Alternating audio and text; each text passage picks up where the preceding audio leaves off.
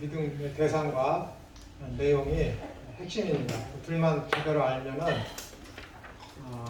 우리가 이제 영생을 소유한 자로서 영생의 삶을 넉넉히 기꺼이 기쁨과 감사함 가운데 늘 기도하면서 삶을 평안 가운데 감당할 수가 있습니다. 이렇게 성경의 내용이 하나님은 누구이시며 어떠한 분이시며 그 대상 하나님의 나라는 어떻게 임했고 그 나라의 내용이 맛이 어떤 것인지를 기술하고 있는 것이 기록하고 있는 것이 하나님께서 계시하실 그것이 성경입니다. 그 성경 안에 창세기도 있고 그 성경 안에 요한계시록도 있는 거예요. 그렇기 때문에 요한계시록이라고 해서 그 하나님과 그 하나님 나라에 대한 내용이 빠진 것을 기록한 예언서가 아니라는 것입니다. 똑같은 거예요. 그래서 근래 몇몇 학자들은 요한계시록을 예언서이지만은 계시록 예언서이지만은 교회론의 일부로 보고자 하는 힘들이 아주 강하게 드러나고 있습니다. 요한계시록을 읽을 때 사람들이 따로 유다서까지 잘 읽다가 요한계시록만 다른 책으로다가 이해하고 다른 방식으로 성경을 이해하려고 하는 사람들이 훨씬 많이 있어요. 이를테면 요한계시록을 하나의 성경의 부록책적으로만 연세되신 분들은 제 또래 계신 분들 알겠지만은 뭐 표준정과나 예전에 초등학교 때 표준정과나 동화정과 하면 뒤에 부록 딱 붙지 않습니까? 더 많은 문제와 문제풀이 해석 방법 해갖고 부록이 딱 붙고 있는데 그런 것처럼 요한계시록을 뭐 표준정과나 동화정과에 있는 그런 책들에 뒤에 붙여져서 서비스로 제공되는 하나의 부록책 쪽으로다가 요한계시록을 읽는 사람들이 훨씬 많이 있어요. 그렇게 보시면 안 됩니다. 요한계시록도 동일하게 조금 전에 말씀드렸듯이 믿음의 대상과 그 내용이 무엇인지에 대해서 계시해 주신 정경입니다.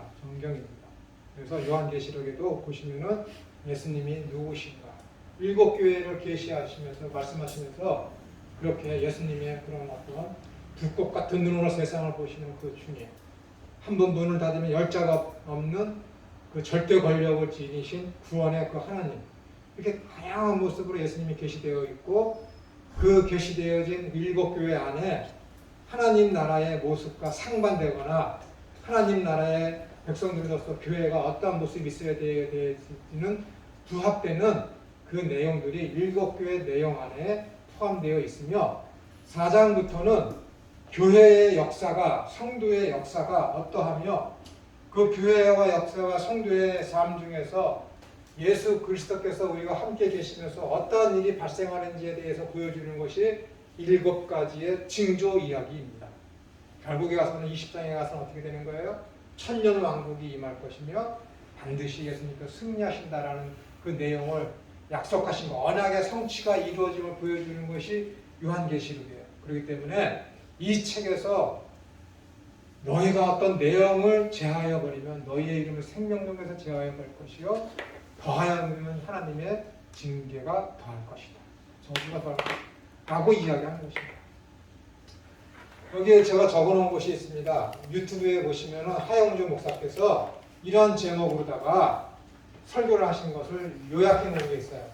난 이게 믿음인 줄 알았는데 최선을 다했는데 그런 거예요. 저하고 좀 약간 통하는 내용이 있기 때문에 제가 얼마 전에 유튜브를 하는데 이것이 유튜브가 요즘에는 뭐 AI 기능이라 그래갖고 많이 보면은 그것을 추천해 주지 않습니까? 이걸 추천해 주더라고요. 그래서 들어보니까는 좀 괜찮더라고요. 그래서 여러분들 유명하신 분이 있고 이분 이제 돌아가셨지만은 이 설교를 한번 듣고서 한번 자기의 어떤 신앙을 체크해 보시면은 유익이 될 것 같아서 이렇게 적어 나왔습니다. 시간 아주 짧아요. 설교의 어떤 전체 내용을 올려놓은 것 같지는 않더라고요. 이걸 한번 들어보시면 도움이 될 것 같습니다.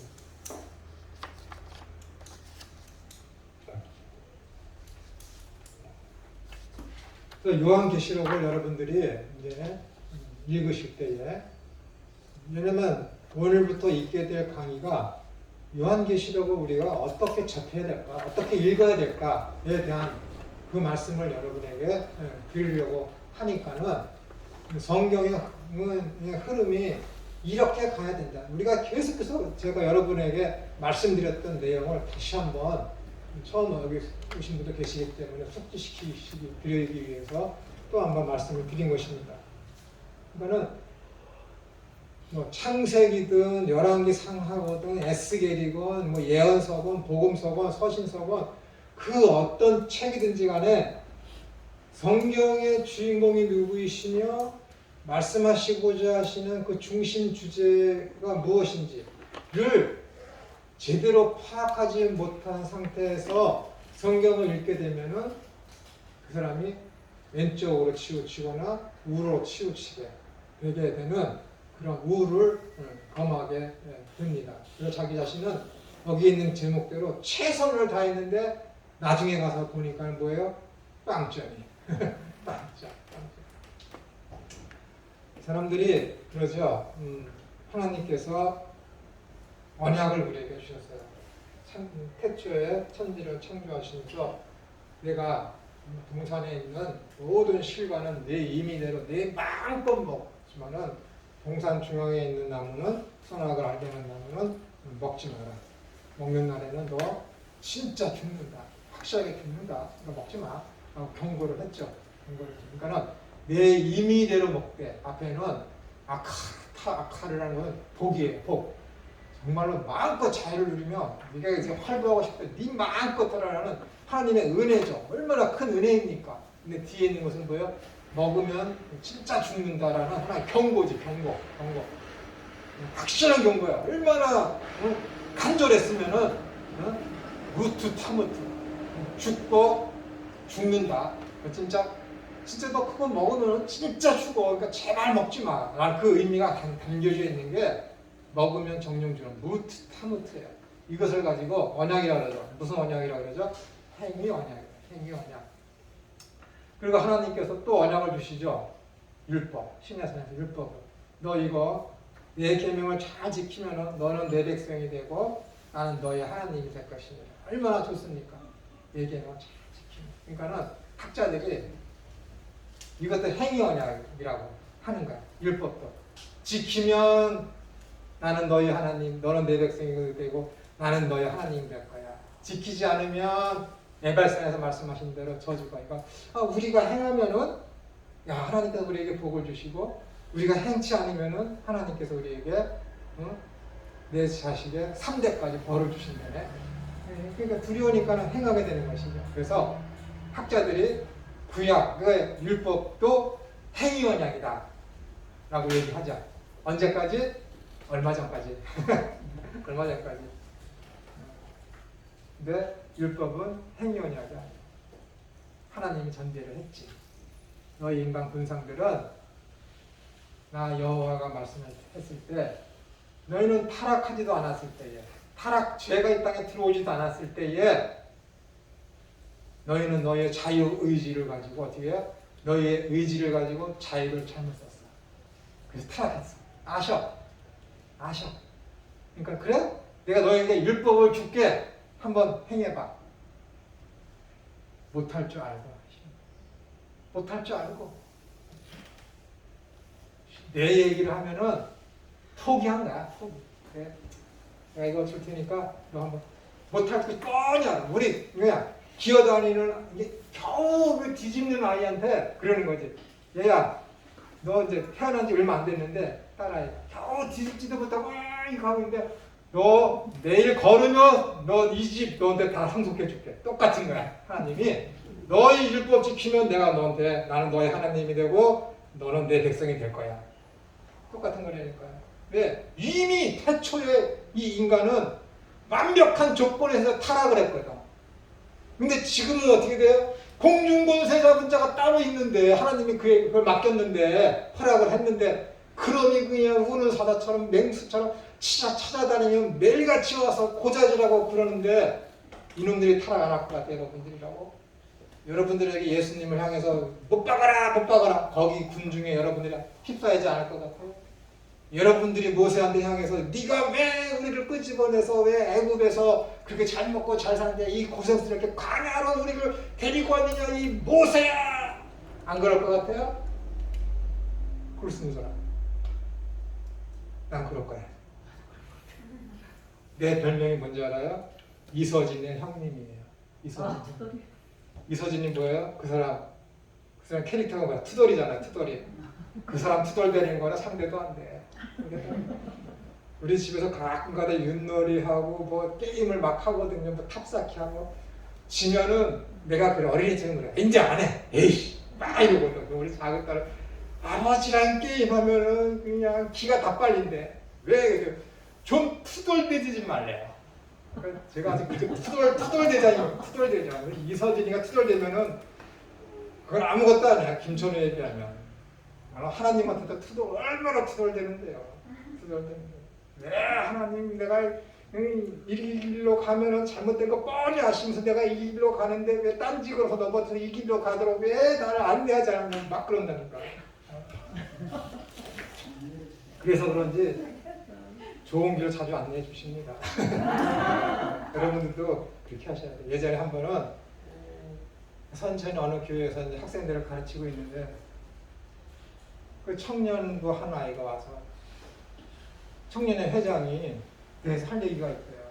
회장이 돼갖고 장로님 아들인데 회장이 돼갖고 그리고 장로님 아들인데 어떻게 하나님에 대해서 불만을 표시하냐 실망했다. 그래서 너는 하나님에 대해서 불만 표시 안 하냐?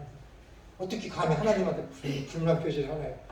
야, 그래 쟤는 그래도 내가 보니까 하나님이 계신 줄 아니까 인격적으로 그러니까 쟤는 하나님한테 불만 표시를 하는 거 아니냐? 너 믿음이 있냐? 그랬더니 건강히 생각해 보더라고요. 그 다음부터 그 말을 썩 들어갔어요. 계신 줄 아니까 이스라엘 백성들 하나님에 대해서 원망하잖아요. 계신 줄 아니까. 근데 그들의 원망은 그냥 원망이 아니라 하나님이 자기들을 구원해 주신 그 자체에 대한 원망이니까 하나님이 불뱀을 보내는 허락을 한 거라고. 차원이 다르죠. 그러니까 여러분들 예쁘게 불만 표시하세요. 하나님 이거 필요한데 좀 주시면 안 될까요? 나 이렇다고 해서 하나님 나라에 대한 내 삶의 지향성과 방향성이 바뀌지 않을 테니 안 바뀔 만큼만 주세요. 자만서에도 있잖아요. 내가 가난해서 남의 물건 탐내지 않고 내가 너무 부해서 남을 무시하는 그런 일이고 하나님 알아보지 못하는 그렇게 큰 부자는 되지 않게 해주세요. 하나님이 하신 말씀 갖고 내가 말씀을 드리는 거잖아요. 예쁘게 해야지 예쁘게. 이스라엘 백성들처럼 이렇게 목이 곧은 자로서 그렇게 하면 안 되죠. 안 되는 거죠. 또 성경을 보실 때에 여러분들도 중심 주제와 그 대상에 대한 것을 명확하게 갖고 계실 때에 좌로나 우로나 흔들리지 않고 여러분들이 바른 신앙 위에 설 수가 있습니다. 그런 맥락하에 요한계시록도 기록되어져 있습니다. 그래서 이 시대에 와서는 요한계시록을 이제 교회론 쪽으로 보려는 시도가 아주 강력하게 일고 있습니다. 그래서 이 교회론 쪽으로 성경책을 요한계시록을 보니까 거기에 나오는 14만 4천 명이 교회를 상징하는 것이고 거기에 여인이 나타나는 것이 예수님께서 신랑으로 이 땅에 오셔서 신부로다가 대치됨으로 말미암아 여인은 교회를 상징하는 것이고 그러니까 이렇게 교회 요한계시록에 나오는 알듯 몰듯한 내용들이 다 해석이 되고 있기 때문에 그런 쪽으로다가 성경을 보려 교회론 쪽으로다가 요한계시록을 보고 그리고 이것이 그냥 문자적으로 보는 것이 아니라 상징성을 띤 문자다라고 해서 상징적으로 성경을 읽으려고 하는 운동이 지금 핸드릭슨 이후에 굉장히 불일듯 일어나고 있습니다. 그것이 정설로 되어가고 있는 것이죠. 그래서 요한계시록을 어떻게 읽을 것인가에 대해서는 그동안에 여러분들이 제 강의를 듣거나 다른 목사님들 강의를 들으셨을 때에 성경은 이런 관점으로 봅니다 해서 벗어나서 다른 특별한 방법으로 요한계시록을 읽으려고 하면은 그건 잘못된 겁니다. 똑같은 정경 안에 포함되어 있는 것이 바로 이 요한계시록이기 때문에 그렇습니다. 그래서 여러분들이 성경을 이렇게 읽으실 때에 이것은 성경은 어떤 행동 지침서나 이것을 성경을 믿고 믿음으로 말미암아 구원이라는 그것이 내가 잘 먹고 잘 사는 이 땅의 어떤 지복을 이야기하는 것이 아니라는 것쯤은 이제 여러분들이 아셨을 거예요. 그래서 여태까지 사람들은 구약에 있는 율법에 대해서 어떻게 생각했냐면은 그것도 역시 행위 언약으로다가 보아왔습니다. 그래서 이것을 지키면 복이요, 지키지 않으면 저주다라는 식으로 했지만은 자세히 내다보고 갈라디아서를 읽어보고 로마 사도 바울이 쓴 로마서를 읽어보면은 하나님께서 율법을 더하심으로 말미암아 우리에게 죄를 더하시고 죄가 무엇인지를 알게 하심으로 말미암아 우리로 하여금 자기 자신을 포기하게 만드는 그런 역할을 하는 것이 율법이로구나 라고 알게 된 것이죠. 이건 제 말이 아니라 사도 바울의 이야기입니다. 분명히 말씀하기를 율법이 너희에게 주어짐으로 말미암아 율법이 더한 곳에 죄가 더하여집니다. 율법은 뭐라 그래서 옛날에는 몽학성생, 요즘에는 뭐라고 그래요? 초등교사라고 그러지. 초등교사가 뭐예요? 초등학교 교사가 중학교, 상급 학교로 진급하도록 안내하는 거잖아요. 교사가. 그러니까 율법이 초등교사라는 것은 뭐예요? 율법은 우리로 하여금 예수님에게 안내하는 거예요. 안내하는 거예요. 율법이. 성경이 갈라디아서에 대한 그 몽학성생에 대한 개념을 몰랐지만은 헬라적인 그런 문화를 알고 제대로 된 번역을 하니까 이것이 초등교사라구나 하니까는 율법은 우리로 하여금 지키라고 준 것이 아니라 이 율법을 우리에게 주심으로 말미암아 너희 인간 군상들은 구원에 있어서 무능하며 무익하며 모든 것에 결핍된 존재로구나 라는 것을 인간들이 깨닫게 하는 거예요. 그래서 나는 내 스스로 선을 행함으로 말미암아 율법을 지킴으로 말미암아 공을 쌓음으로 말미암아 구원을 이룰 수 있는 존재가 절대로 안 되는구나 라고 좌절시키는 게 율법이라는 거예요. 주신 목적. 그러면서 어떻게 돼요? 누가 나를 대신해서 이 율법 좀 지켜서 구원을 좀 이루어졌으면 좋겠다라고까지 가게 하는 게 율법이라는 거예요. 그래서 예수님이 이 땅에 오심으로 말미암아 율법을 다 타탈내, 율법을 다 이루는 거죠. 다. 그래서 그 믿는 자에게 그 율법의 의를 우리에게 전가시켜 주시는 것이죠. 그러니까는 구약의 율법은 뭐예요? 그것은 행위 언약이 아니에요. 은혜 언약. 너희 인간들의 절대 구원에 있어서 절대 결핍을 깨달으라는 것이지. 너희는 스스로 구원을 이룰 수 없다라는 것을 아는 것이지. 이것은 어느 날 갑자기 인간에게 주어진 것이 아니에요. 율법으로다가. 이것은 애초에 인간이 죄를 지었어요. 보니까는 수치스러워. 무화과 나무를 스스로 해서 입었지. 하나님이 불렀어. 얘들아 너희 어디 있어? 두려웠죠. 수치스러워서 숨었나요? 무화과 나무 잎을 하나님이 벗기셔서 어떻게 돼요? 짐승의 털옷을 입히시지. 예수님께서 예루살렘의 마지막 때에 오늘 내일 돌아가실 걸 뻔히 알고 잡히실 것을 알고 예루살렘 성전에 딱 들어갔어요. 첫 번째 하신 것이 뭐예요? 아침에 무화과 나무를 저주했어요. 왜? 열매가 없기 때문에. 근데 그때는 무화과가 열매를 맺을 시기가 아니야. 맺을 시기가 아니야. 근데 무화과를 저주했어요. 왜? 무화과가 어디 나와요? 창세기 3장에 나와요. 그 무화과가 뭘 얘기하는가? 인간 스스로가 자기의 죄와 수치를 가리키려는 인간의 공덕을 얘기해요. 그래서 저주하는 거예요. 무화과, 너희 이스라엘 사람들아, 너희의 수고와 율법 지키려는 공과 성을 행함으로 말미암아 구원을 스스로 얻을 수 있다고. 가나의 혼인잔치에서 너희들이 정결 예식을 지키기 위해서 돌 항아리에 거기 가르쳤지만 그것이 부족하게 됐지. 그것처럼 너희는 구원의 이름에 있어서 아무 능력이 없어. 그렇기 때문에 어떻게 되는 거야? 그 공덕들을 다 예수님께서 제거해버리는 상징성을 띈 것이 무화과 나무의 저주라고. 그래서 어떻게 돼? 예수님 당신이 죽으심으로 말미암아 어린 양이 되셔서 죽으심으로 말미암아 창세기 3장에 나오는 가죽 옷으로서의 사람의 어떤 죄와 허물을 다 가져와 주시는 것이지. 성경이 이런 거라니까.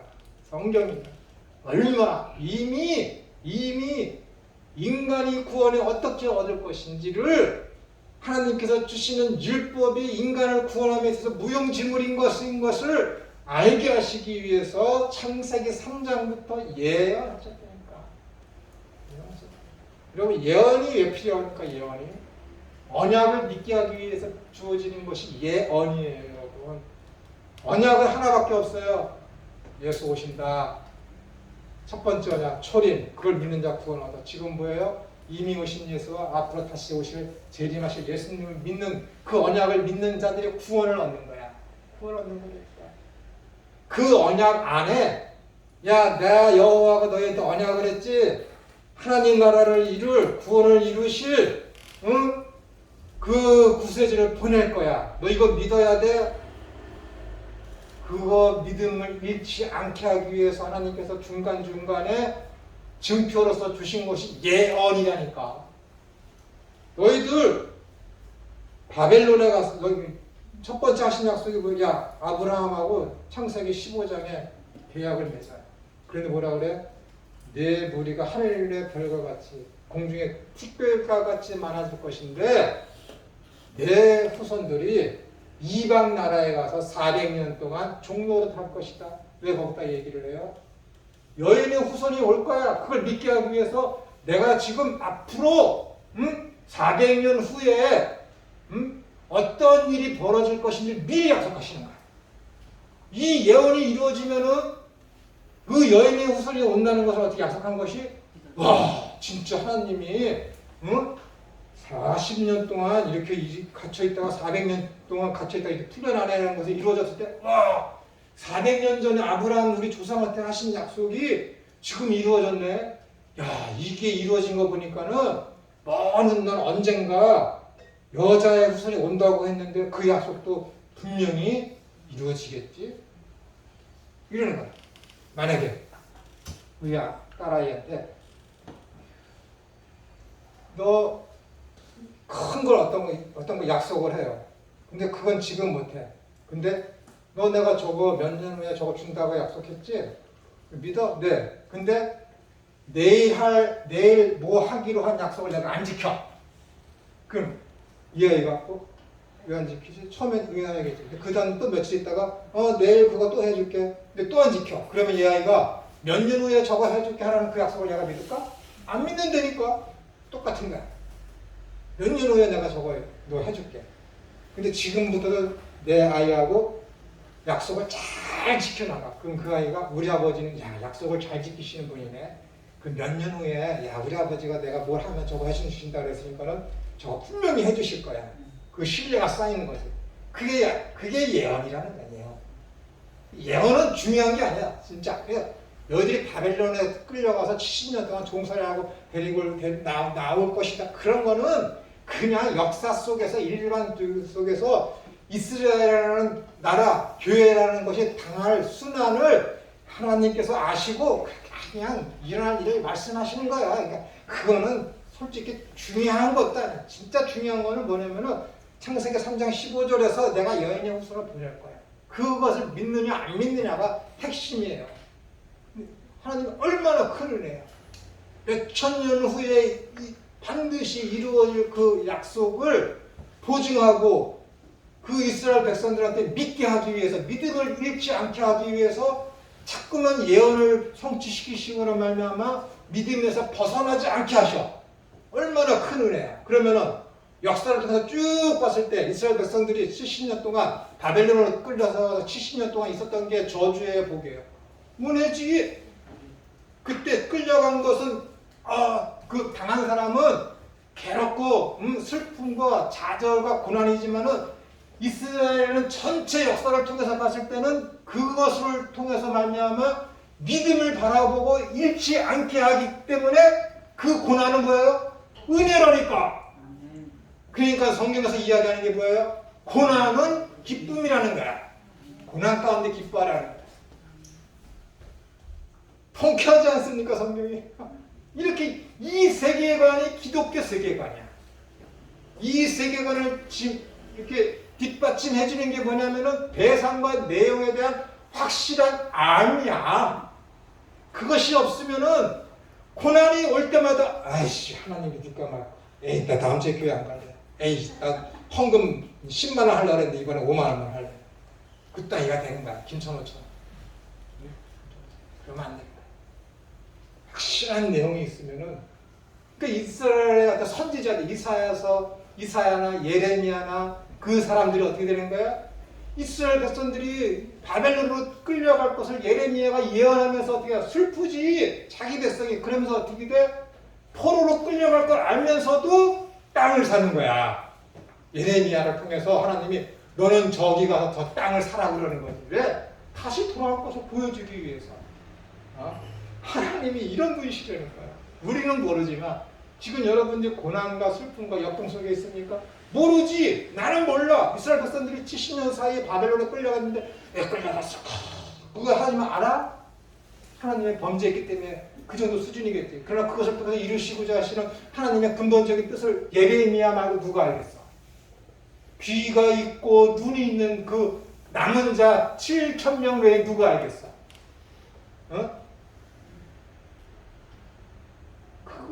그게 있어야 하나님 나라를 바라보지. 하나님 나라가 가까이 왔는데. 그게 있어야 하나님 나라가 이미 너희 가운데 임하였느냐라는 그 은혜 속에서 살고 있지. 그래야 기쁨이 있지. 그래야 감사가 넘치지. 그래야 하나님 나라가 속히 완성되도록 주님이 빨리 이 땅에 마라나타가 없어서라고 매일같이 쉬지 않는 기도를 할 수 있는 거지. 맨 내용을 모르면 안 된다니까. 내용이 뭐예요? 대상을 바꿔버립니다. 그래서 십계명에 야 너는 나 외에 다른 신을 섬기지 마. 그 원어의 근본적인 본래적인 의미가 뭐라고요? 너는 나를 다른 신이 되게 하지 말라. 다른 신이 되게 하지 말라. 얼마나 멋있습니까? 내가 하나님을 믿는데 회개하기 전에 베드로, 예수님을 바로 알기 전에 세례요한, 그렇게 하나님을 알고 있어. 그러면 하나님은 A라는 모양인데 지금 베드로와 세례요한은 하나님을 A라고 믿는 거예요? 아니야. C라고 믿고 있는 거야. 그럼 하나님이 기뻐하실까? 하나님을 다른 모양으로 만들어 놓고 하나님을 다른 신으로 만들어 놓고 섬기는 거지. 그러니까 하나님이 첫 번째 계명에 나를 다른 신이 되게 하지 말라라는 거야. 내용을 똑바로 알고 내가 누구인지 똑바로 알고 내가 천지를 창조하신 목적이 무엇인지 똑바로 알고 내가 너를 구원해 택하고 구원한 목적이 무엇인지 똑바로 알아라 라는 거야. 그래야 그 믿음이 너를 구원한다. 그러니까 어떻게 돼? 예수님이 말씀을 통해 믿게 해. 그러니까 교회 나가서 부지런히 성경 공부해야 되는 거야. 안 하면 나쁜 놈이라니까. 진짜 나쁜 그리스도. 하나님 믿어 예수님 믿어 믿지. 성경 공부할래? 안 해. 그게 뭐 믿는 거야. 믿음이 아니지 그거는. 진짜 믿으면은 성령이가 내 속에 들어와서 거듭난 거야. 나는. 성령이 바람이 임의로부터 어디서 불어서 오는지 모르는 것처럼 성령이 너에게 임함도 그와 같은 거야. 구원받는지 않는지 모르지. 근데 알 수 있는 비결이 있어. 말씀을 사모하게 된다니까요. 왜? 믿음은 들으면서 나는. 들음은 하나님의 말씀으로 말미암는. 말씀이라니까요, 여러분. 말씀밖에 없다니까. 성경밖에 없다니까. 모든 성경은 하나님의 감동, 하나님의 성령으로 감동된 거라니까. 근데 그 성령님이 어떻게 되는가? 택하신 백성을 찾아가서 구원을 적용시킨다니까. 그 성령님을 적용시킨다는 것은 뭐예요? 예수님을 믿게 할 뿐만 아니라 그의 삶 전반적으로 이끌어가. 근데 그것이 성령님께서 꿈에 나타나서 야 오늘은 이렇게 살아라, 오늘은 저쪽으로 가라, 그런 게 아니야. 말씀을 통해서 하나님의 뜻이 무엇인지를 알게 하신다니까. 그러니까 말씀을 공부해야 되는 거야. 그런데 예수님 믿어, 하나님 믿어, 나 구원 받았어, 나 성령 받았어 라고 했는데 성령 받은 증거의 가장 기본적인 성경 공부 안 한다고? 그게 뭐가 믿는 거야? 성령님 내 속에서 역사하고 있는데, 진짜 믿는 사람들 말씀을 사모하는 능력을 주는데, 근데 그게 없어? 성령님이 없는 거지. 성령님이 없어? 거듭난 거 아니지? 아닙니까? 내가 내 말씀이 궤변입니까? 아니라니까. 로마서 1장 2장에 있는 말씀을 들고 내가 여러분에게 말씀을 드리는 거예요. 여러분들은 말씀을 사모해서 여기 나와 계시잖아요. 그런 거예요. 그래서 믿음의 기본은 하나님의 계시된 말씀에서 시작해서 말씀으로 끝나는 거예요. 그러니까 하나님께 그걸 보여주시기 위해서 이스라엘 백성들이 출애굽을 해서 가나안 땅에 들어갈 때 말씀을 상징하는 십계명보다 그들이 앞서가지 못하게 하는 거예요. 말씀이 이끄는 대로만 가는 거예요. 말씀이 이끄는 대로. 그래서 종교개혁자들이 뭐라 그래요? 말씀은 말씀으로 해석해야 된다.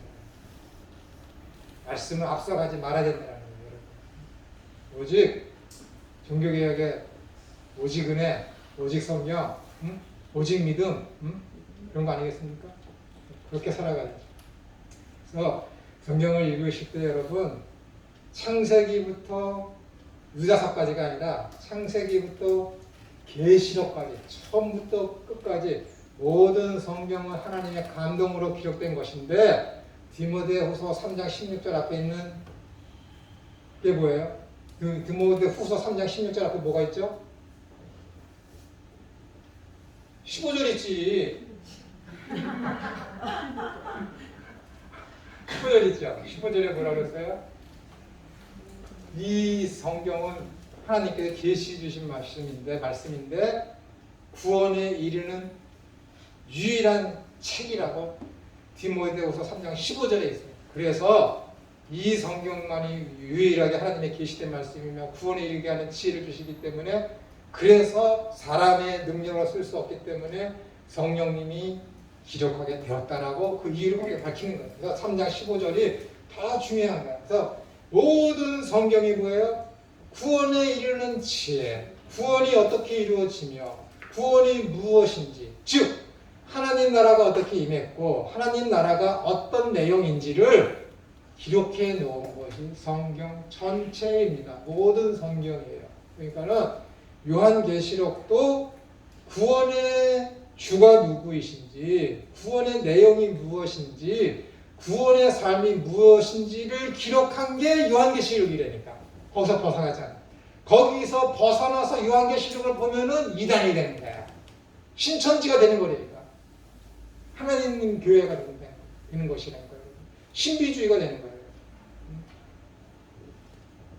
그래서 정확하게 성경의 중심 주제가 무엇인지를 파악하신 여러분들은 이제부터는 요한계시록을 보는 이제 밑바탕은 이제 깔아진 거예요. 그러니까는 이것은 많은 사람들이 이야기하는 것처럼 구약처럼 어떤 우리가 윤리적이며 도덕적이며 철학적이며 어떻게 하면 잘 먹고 잘 살며 어떻게 우리가 666 바코드를 그런 것을 짐승의 표를 받지 않고 계속해서 경제적인 삶을 누리고 갈까라는 그런 것을 기록해 놓은 책이 절대 아니라 구원받은 자로서의 삶이 어떠한 것이며 교회의 삶이 과정이 어떠한 것인지를 보여주는 책이 요한계시록이라는 것입니다. 그래서 성경을 또 구원론적으로 보시게 되면 그 다음 구원이 무엇인지를 알게 되시면은 그렇게 볼 수밖에 없어요. 그렇게 이해될 수밖에 없습니다. 그래서 성경은 처음부터 끝까지 다 예수 그리스도에 관한 얘기와 그분이 하신 일과 그 다음에 그분이 하셔서 말미암아 이루어진 하나님의 나라가 어떠한 것인지에 대해서 한 것과 하나님의 은혜가 어떻게 우리 가운데 임했으며 앞으로 임할 것인지를 기록한 것이 성경입니다. 그래서 성경은 뭐예요? 믿음과 하나님 나라와 예수 그리스도와 은혜를 벗어나서 이해하게 되면은 그거는 다 가짜입니다. 그러니까 성경을 여러분들이 읽으시면서 이 성경 말씀을 읽을 때 내가 이 세상에 어떻게 해서 잘 먹고 잘 살 것인가 에 대한 고민에 빠지시면 절대 그러시면 안 됩니다. 제발 거기서 벗어나셔야 되는 거예요. 성경은 하나님께서 구원을 어떻게 이루고 계시는가를 찾아야 되는 거예요. 그래서 성경에 한마디로 요약해라 딱 얘기하면은 예수님은 누구이신가? 그러니까는 여러분 사도신경 외우시잖아요. 나는 전능하신 하나님을 믿사오며. 천지창조에 대한 딱 얘기하다가 그 다음에 나머지 3분의 2 이상이 뭘로 채워져 있어요? 그리스도에 대한 신앙으로 채워져 있습니다. 그분이 다 구원을 이루시는 인간에게 필요한 구원을 그분이 이루셨기 때문에. 성경을 한마디로 얘기하면 예수 그리스도다. 왜냐하면 그분이 구원을 이루셨고, 히브리서에 보면은 히브리서 12장인가요? 거기 보면 뭐라고 되어 있어요? 믿음의 주요 온전케 하여 주시는 이인 예수 그리스도를 바라보자. 왜? 믿음은 바라는 것들의 실상이요 보지 못하는 것들의 증거니라 하면서 그 아래 구절 쭉 어떻게 됐습니까? 믿음을 수호하다가 믿는 자들이 당한 수많은 고통과 고난과 순교에 대한 얘기가 쭉 나와. 12장으로 딱 넘어가면서 믿음의 그를 너희들아 고통과 고난 가운데 있지, 공포 가운데 있지, 두려움 가운데 있지, 좌절하지 마라. 너희는 끝까지 믿음의 주여 온전케 하여 주시니 예수 그리스도를 바라보라 라고 권고하는 거예요. 그럼 여기서 믿음의 주라고 번역된 우리나라 성경이 어떻게 되어 있죠? 믿음의 주요라고 되어 있죠. 이렇게 되어 있어요. 근데 믿음의 주님이 아니에요. 믿음의 주님이 아니에요. 피스테스 아르테. 태초에 천지를 창조, 태초에 말씀이 계시니라. 아르테. 엔 아르테. 태초에 천지를 창조하신다. 이때 아르케가 거기 쓰였거든. 근데 여기서 피스티스 아르케.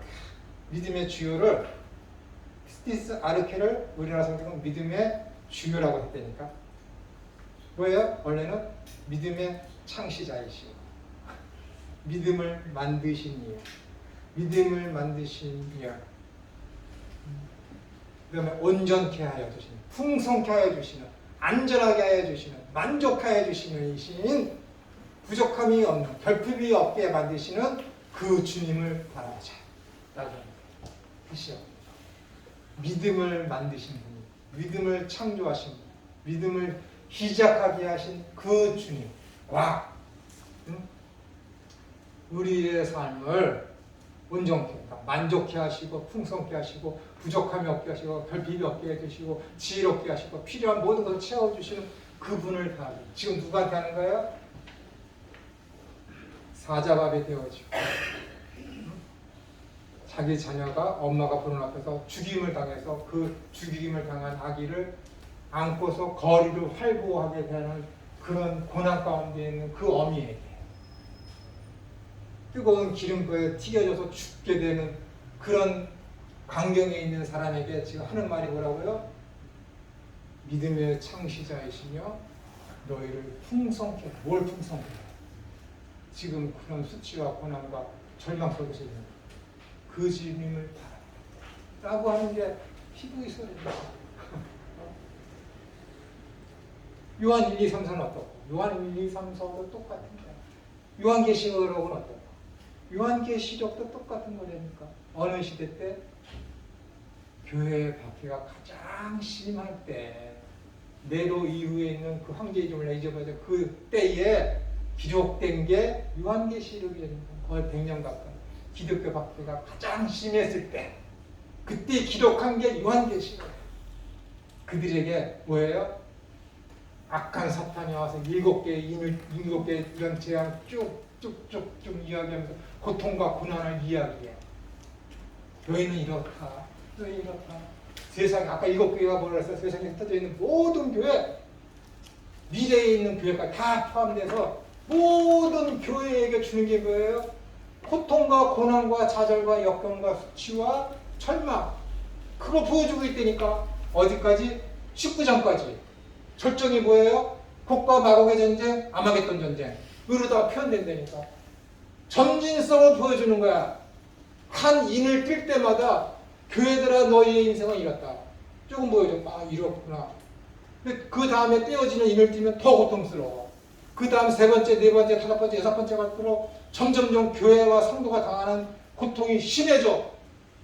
이제 괜찮아질 것 같다는 7째 인을 뛰니까는 곡과 마곡의 전쟁, 아마겟돈 전쟁이 딱 터지네. 얼마나 괴롭겠어요. 교회와 성도들이 당하는 그 삶의 과정을 보여주는 것이 7개의 인을 띠는 과정이라 점진적 계시라 통해서. 그런데 절망과 좌절만 하는데 이 시장에 뭐가 딱 나와요? 천년왕국이 나온다니까. 얼마나 통쾌합니까? 얼마나 통쾌합니까? 우리 딸하고 게임을 해. 탑쌓기. 아무래도 안 돼. 그래서 이제 야 10판 싸우기로 했는데 9판을 쳤어. 이게 장난을 하는 거야. 그렇게 지진 않습니다. 10판 하는데, 아니, 100판 하는데 99판을 졌어.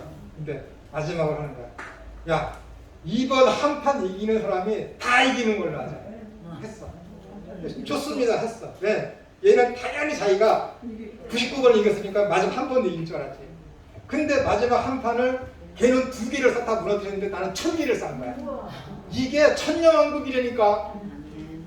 999판까지는 내가 졌는데 교회의 운명의 좌절과 절망과 희망이 없어 보이는데 마지막 1000번째는 내가 통쾌하게 KO를 이긴 거니까. 한 방에 끝내버리는 거야. 이게 천년왕국이니까요. 이게 하나님 나라니까. 내가 천년왕국이 뭐라 그랬어요? 현천년설이라는 지금이 천년왕국입니다. 그러니까 이 베드로에서 뭐라 그래요? 베드로에서 너희는 왕같은 제사장이야. 왕같은 제사장. 우리 보고 그렇게 살아야 되는 거. 우리 그 존재가 그 존재. 이 존재 왕같은 제사장이 뭐예요? 응?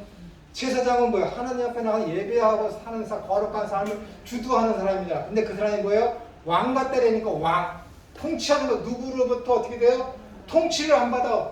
그게 뭔 얘기예요? 악한 사탄으로부터 통치를 안 받고 거룩하고 흠없는 존재로 나아가는 존재가 왕같은 제사장이라니까. 이 똑같은 말씀이 요한계시록 20장 4절, 6절, 8절인가 그게 3번 나오잖아요. 천년왕국에서 너희들이 주님과 더불어 왕노릇하리라. 주님과 더불어 왕노릇. 그 삶을 지금 우리가 여기 살아나가야 되는 것이고 이미 육신적으로 죽어서 지금 낙원에 있는 사람은 그 사람을 지금 삶을 만끽하고 살고 있어요. 그 나라를 바라봐야지. 이게 요한계시록이에요, 여러분. 요한계시록. 그러니까 요한계시록도 이 교회의 운명과 어떤 성도들의 삶의 과정이 어떠한지를 보여주고 있는데 이것이 갑자기 요한계시록에서 나타나는 것이냐? 아니라니까요. 아니라니까. 이미 요한계시록을 쓸 때 교회의 사정이 그렇기 때문에 편지를 그렇게 썼고 요한 1, 2, 3, 4도 같은 시대, 요한 복음서도 거의 비슷한 시기에 쓰여졌기 때문에 바른 믿음이 무엇이며 또한 적그리스도가 나타날 것인데 적그리스도가 무엇인지를 예수님을 통해서 계시하시기 쓰여진 것을 사용된 것이 요한 사도입니다. 그리고 마태복음 24장에서 마지막 때와 종말의 때 일어날 것에 대해서 예수님께서 쭉 설명해 주셨죠. 그것이 갑자기 등장한 것이 아니라 구약 시대 때에 이스라엘 백성들이 애굽에서 나와서 광야에서 삶을 통해서 뭐예요? 사도행전 7장에 스데반을 통해서 이스라엘의 광야 생활을 통해서 그것을 가지고 뭐라 그래요? 광야 교회라고 한다니까. 광야 교회. 이스라엘의 광야에서의 40년 동안의 삶을 광야 교회라고 합니다. 왜 교회라고 그래요? 지금 우리 교회의 실정이 이스라엘 백성들이 광야에서 당했던 그런 고난 가운데 있을 것을 미리 예견하셔서 예언적으로 주신 삶의 모습이 이스라엘의 광야의 모습이라니까. 그것은 그림으로 보여주는 예언입니다, 여러분. 아까 예언이 뭐라 그랬어요? 언약은 반드시 이루어진다라는 것을 확인시켜주기 위해서 우리에게 베풀어 주신 은혜가 예언이야. 근데 그 예언이 성취되었잖아요. 40년 동안의 어떤 그 수치와 순환과 어려움에 그것을 그림인데 그 그림의 실체가 언제 이루어지는가요? 지금 이루어지고 있다니까, 여러분. 지금이 이스라엘 광야교회의 그림이 실체적으로 이루어지는 현실입니다. 이것을 가지고 뭐라 그래요? 현재 임한 천년왕국이라고 그럽니다. 지난 강의 못 들으신 분들은 힘드시겠지만 그거예요. 또 할 수는 없어요. 오래 걸려서. 그래서 천년왕국이라는 것은 4가지가 있어요. 전천년설인데 전천년설이란 역사적 전천년설과 세대주의 전천년설, 그 다음에 후천연설이 있죠. 그 다음에 여러분들이 알고 계신 무천연설이 있는데, 무천연설이라는 것은 너희들 후천연설과 전천연설이 주장하는 그 내용이 성경적이지 않다라고 했기 때문에 붙여진 이름이 무천연설이에요. 천연설을 부정하는 것이 아니라 정확한 말로다가는 현재 임한 천년설, 현재 임한 하나님의 나라. 말이 안 되지. 지금 예수님께서 야, 내가 성령을 힘입어 귀신을 추방하고 병을 낫게 하는 것이면 하나님의 나라가 이미 임했다. 하나님의 나라는 이미 임했어. 마태복음 그래서 분명히 이야기했잖아요. 예수님께서 하나님의 나라가 이미 임했다. 12장에서. 그리고 누가복음 11장에서도 하나님의 나라가 이미 너희 가운데 임했다. 누가복음 18장에서도 이미 하나님의 나라가 너희가 임했다. 이렇게 예수님께서 최소한 2번 명확하게 말씀해 주셨거든. 하나님의 나라가 임했으면은 누가 주인이에요? 하나님이 주인이지. 하나님이 주인이지. 하나님의 나라가 임했으니까. 하나님이 통치하는 이 세상이 뭐예요? 천년왕국이지. 천년이라고 딱 1년부터 천년까지 기간이 아니라 충만한 그 시대를 얘기하는 거야. 충만한 완전한 풍성한 그 시기를. 이 천년왕국 시기이지만 어떻게 되고 악한 사탄이 무적에게 갇혔어. 언제? 예수님과의 광야에서의 전투에서 악한 사탄이 졌지. 그러니까 예수님께서 마태복음 12장에서 그러잖아요. 야, 누군가가 도둑질을 하기 위해서는 그 집에 강한 자를 먼저 결박한 후에야 도둑질을 할 수 있지. 그 얘기 하셔. 그게 언제 일어난 거야? 이 집을 강탈하기 위해서는 그 집의 주인, 강한 자를 먼저 포박을 해야 돼. 그 일이 광야에서 일어난 거야. 시험을 받았을 때 예수님이 승리하셨지. 그때 악한 사탄이 포박된 거라고. 그때 그러니까 예수님 그 말을 한 거야. 그리고 그 위에 즉시 하신 말씀인 거예요. 내가 성령을 힘입어 하면은 하나님의 나라가 이미 너희 가운데 임했다. 딱 맞잖아요. 하나님의 나라가 성령을 힘입어 이 땅에 임했어. 그러니까 지금 뭐예요? 이 세상의 절대 주권자라는 이 세상의 주권을 가진 공중권세를 잡은 자가 지금 예수님에 의해서 포박당했지. 힘을 못 쓰지. 근데 성령이 임해서 어떻게 되는 거? 하나님의 나라가 임했지. 그럼 뭐예요? 하나님의 나라가 임했으니까 하나님의 나라, 하나님의 왕국이 임한 것이지. 천년왕국이 임한 거. 지금이 천년왕국 시대라니까. 근데 어떻게 돼요? 악한 사탄이 무적에게 있는 것이 아니라 포박당했지. 근데 예수님 십자가에 달려 죽으셨다가 부활하셨으니까 어떻게 되는 거예요? 이제 포박당한 것이 아니라 무적에게 갇힌 거야. 악한 사탄의 최후의 무기, 가장 강력한 무기가 뭐예요? 죽음이잖아. 사망이잖아. 그래서 로마서에서 예수님께서 뭐야? 사망의 권세를 물리치셨다라고 하는 거야. 예수님께서.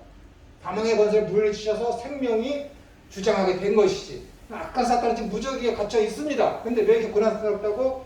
악한 사탄을 추종하는 귀신의 세력들이 지금 발버둥을 치고 있기 때문에 최후의 발악을 하고 있기 때문에 믿는 자들이 이렇게 힘든 거야.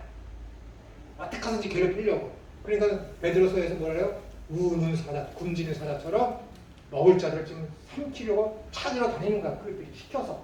그러니까 괴로울 수밖에 없지.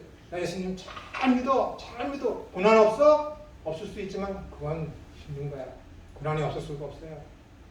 왜? 악한 사탄이 어떻게든 찾아가서 그를 넘어뜨리려고 하는데 나한테 아무 도전도 없다고? 나한테 아무 고민, 하나님 믿는 데 있어서 아무 어려움도 없고 고민도 없다고? 이상한 거지. 이상한 거라니까. 왜? 교회의 일생이 광야의 일생이 되니까요. 성도의 일생이 광야의 일생이 되니까 교회의 일생이 요한계시록 4장부터 19장에 그 일생이 되니까 거기 평화가 어디 있어요? 세 번째 인을 띄면은 여인이 아기를 얻고 어디로 도망가? 광야로 도망간다 그러잖아요. 그 여인이 뭐예요? 교회. 아기가 누구예요? 예수님.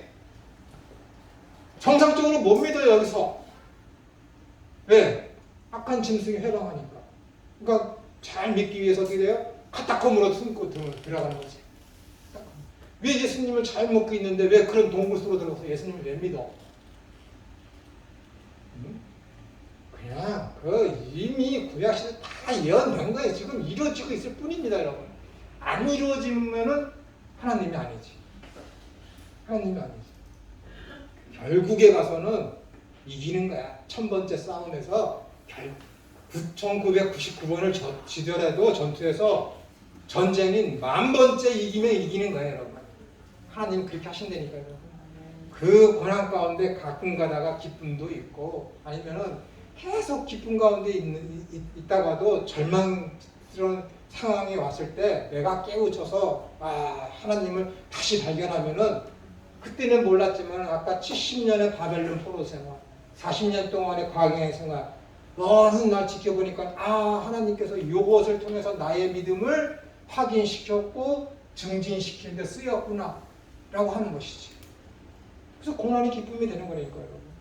이해가 되십니까? 성경의 흐름이 지금 왜 우리에게 고난이 오는지, 왜 교회에 고난이 오는지, 왜 하나님이 이스라엘 백성들을 70년 동안의 바벨론 포로 생활을 허락하셨는지, 왜 이스라엘 사람들을 광야에서 40년의 그 힘든 여정을 보내게 했는지, 그 답을 알고 싶으시면 신명기 8장을 읽어보세요. 야, 내가 너 이스라엘 백성들아, 내가 너 착해서 너 힘이 있어서 구원했는 줄 알아? 아니야. 너희 모든 민족 중에 가장 열악하지. 그리고 내가 너 광야에서 이렇게 한 것은 네가 나를 잘 섬기나 안 섬기나 관찰하려고 광야에서 내가 너희들 그렇게 했다. 그런데 내가 너희들 만나 내려줬잖아. 매출하게 내려줬잖아. 신발 해지지 않게 해줬잖아. 너희들 옷 상하지 않게 해줬지. 다 지켜주시는 거예요, 여러분. 단지 거기서 힘들고 어렵지만은 삶에 있어서 어떻게 해요? 하나님께서 낮에는 불빛, 구름기둥, 밤에는 불기둥으로. 그 지금 오늘날에 성령님이시라니까. 오늘날에 지금의 성령님이에요. 성령님 여러분 하루 종일 지켜주시는 거예요. 집에 갈 때 평안에 갔습니까? 감사해야 돼요, 여러분. 감사해야 돼요.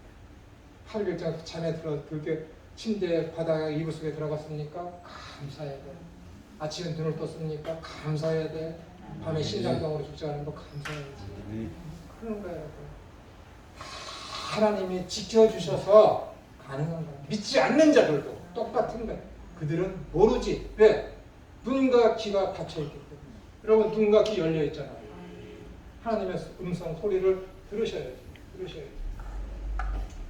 성경에서는 여러분이 그러한 것들을 발견하셔야 돼요. 성경을 읽으시면서 내 인생도 구약에서 예언한 이스라엘 백성들의 삶과 계시록에서 예언된 교회의 어떤 그런 일생들과 다르지 않음을 여러분들이 받아들이셔야 돼요. 그래야 하나님 나라를 바라보는 그 시각이 세계관이 아주 강력해지는 것입니다. 그러니까 요한계시록은 뭐예요? 끝에 20장부터 시작해갖고 20장까지 어떻게 되는 거예요? 결국은 우리 주 예수 그리스도께서 승리하신다. 결국은 교회가 승리한다. 결국은 성도는 승리한다. 라는 권면하기 위해서 쓰여진 거예요. 권면하기 위해서.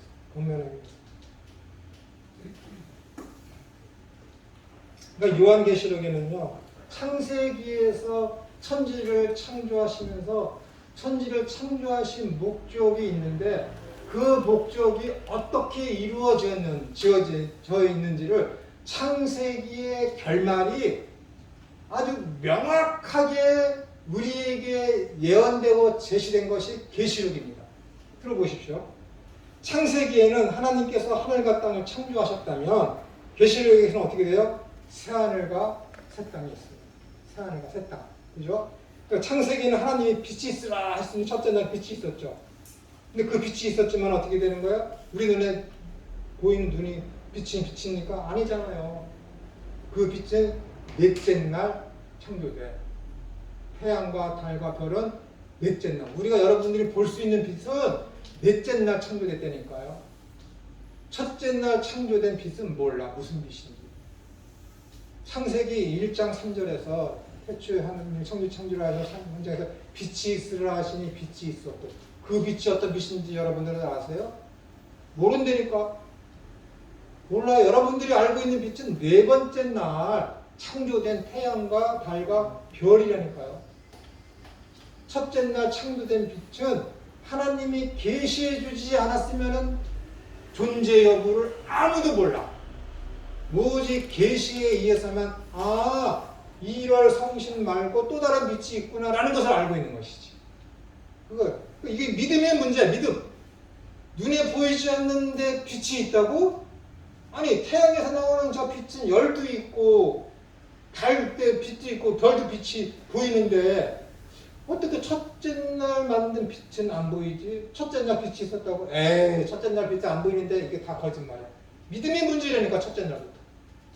어마어마한 거예요. 마태복음 아브라함과 다윗의 자손 예수 그리스도의 세계. 믿음의 문제야. 아니 예수님이 아브라함과 다윗의 자손 그 후손이라고? 그걸 어떻게 믿음의 문제라니까요. 왜? 더욱더 그 아래로 내려갈수록 가가냐? 아브라함부터 다윗까지 열려돼요. 다윗부터 바벨론으로 이거기까지 열려돼요. 바벨론부터 예수 그리스도가 나시기 전까지가 열려돼요. 그러네. 여러분 그렇게 알고 있잖아요. 근데 이스라엘 백성들이 지금 현재 살고 있는 유대인들이 다윗부터 바벨론으로 이거기까지가 열려돼요. 딱 보는 순간 접습니다. 뻥이거든. 14대가 아니야. 최소 19세야. 19세. 중간에 필요한 몇몇들을 마태가 일부러 빼버려. 마태가 누구예요? 세엘이 마태잖아. 그 마태가 유대인이잖아. 모를 것 같아요? 내가 이거 이렇게 쓰면 우리 사람들 다 알 텐데 그때 하나님이 왜 이렇게 계시하시라고 했어? 계시해서 이렇게 쓰라고 하셨을까? 썼어. 눈을 똑똑하고 생각하니까 몇 명이 빠졌어. 수정해야지. 나 같으면 수정했을까? 수정 안 됐잖아. 누가 봐도 뻥이야. 유대인들이 딱 읽는 순간 이거 마태복음은 누굴 대상으로 쓴 거예요? 유대인을 대상으로 해서 쓴 거라니까. 근데 첫 장부터 뻔이야. 7줄만 읽어 내려가면 뭐야? 덮어버리는 건 뭐 다 거짓말 투성이네. 족보도 제대로 우리 조상 임금들이 족보도 몰라. 난 태정태세 민나자 예성현이 강희윤 숙경 정수선적 고소 이미 100여 년 전에 500년 동안 있었던 조선 왕조 26대선을 다 외우고 있는데 그 사람도 못 외울 것 같아요? 다 외운다니까. 뻥인 거 딱 알지. 믿음의 문제. 왜 이렇게 14대로다가 7개 구분을 했을까? 신학적인 문제로다가 이제 짚고 넘어가면 해답이 다 나오는 거지. 여러분들한테 다 설명을 했으니까 그건 넘어가고. 그래서 이렇게 빛이 있으라 했을 때 창세기에서는 이 눈에 보이지 않지만 빛이 있었어요. 근데 안 보여. 믿음의 문제이지. 근데 계시록에서는 뭐예요? 그 빛과는 비교할 수 없는 영원한 우리 주 예수 그리스도의 영광의 빛이 거기 있다니까. 이 빛이 누굴 상징하는 거예요? 예수 그리스도를 상징하는 거예요. 끝내야 되나요? 그러니까 예수님께서 어떻게 요한복음서에 어떻게 돼요? 예수님은 길이요 진리요 생명이다 하면서 1장에서는 예수님을 빛이라고 해요. 빛이 왔을 때 세상이 우리 성경에는 알지 못하더라 했지만은 진짜 성경에 뭐라고요? 빛이 세상에 왔을 때 세상이 이기지 못하더라. 예수님을 모르다가 지금 소개하고 있어요? 빛으로 소개하고 있잖아. 빛. 그 요한계시록에서 어떻게 돼? 그 빛을 창조되어져서 말씀되어져서 창조된 그 빛과는 비교할 수 없는 영광의 빛으로 소개되어지고 있다라는 얘기야. 요한계시록에서는. 그러니까 뭐야? 창세기에서 되어지는 그 창조의 결말이 목표가 무엇인지가 어떻게 돼요? 요한계시록에 100% 나오는 겁니다. 그래서 종말이 창조를 앞선다 라고 얘기합니다. 이사야서 41장 6절인가요? 거기는 끝났습니다. 쉬었다가 45분을 떠겠습니다.